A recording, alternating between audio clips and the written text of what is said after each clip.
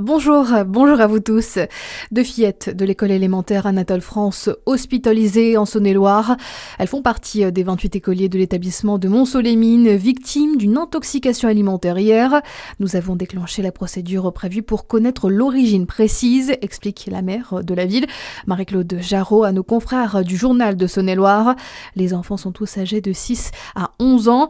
Si aucun cas grave n'a été relevé, deux fillettes de 7 ans ont tout de même été hospitalisées par précaution aux hôpitaux du Creusot et de Chalon-sur-Saône. Une découverte majeure à Dijon. Les archéologues de l'INRAP ont de nouveau découvert 5 défunts enterrés assis dans les sous-sols de l'école Joséphine Baker. Les ossements dateraient du second âge de fer entre moins 400 et moins 200 avant notre ère. En 2 ans, 18 défunts de ce type ont été retrouvés, auxquels s'ajoutent 2 autres découverts dans les années 1990. Pour l'heure, une grande fosse de 2 mètres de profondeur y a été creusée. Il reste encore les 2/3 de la zone de 500 mètres carrés à fouiller.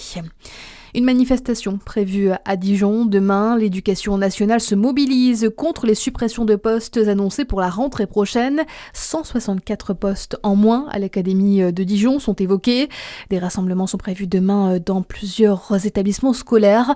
L'après-midi, une manifestation au départ de la place de la Libération à Dijon en direction du rectorat de l'Académie est prévue. Dans le reste de votre actualité générale, si à Téhéran, le régime iranien rend hommage notamment à Ali Larijani, chef de la sécurité de la République islamique, mort dans une frappe israélo-américaine hier. Donald Trump, lui, ne cesse d'assurer que la fin de la guerre est proche. Pourtant, le régime iranien semble déterminé à faire durer les affrontements selon Thierry Coville, chercheur à l'IRIS, spécialiste de l'Iran. Tous les experts qui s'expriment sur cette question-là voient bien que l'Iran est dans une stratégie qu'ils appellent d'attrition. Le but de l'Iran, c'est de tenir le plus longtemps possible. Ils ont bien compris qu'ils ont un levier de pression sur Donald Trump avec la fermeture du détroit d'Ormuz. Donc on voit bien que Donald Trump, justement, à mon avis, ses déclarations montrent qu'il est très embêté. Quand on répète tous les jours qu'on a gagné, c'est qu'il y a quelque chose qui ne va pas. On voit pas trop, c'est un des problèmes, on voit pas trop d'issue rapide à cette guerre. Et on voit que la stratégie iranienne, c'est vraiment même s'ils prennent beaucoup de coups, c'est de tenir le plus longtemps possible. Et ce matin, Israël a visé le Liban et sa capitale. Le ministère de la Santé libanais évoque 12 morts et 41 blessés depuis ce matin. Le Sénégal saisit le tribunal arbitral du sport, conséquence de la décision hier du jury d'appel de la Confédération africaine du football.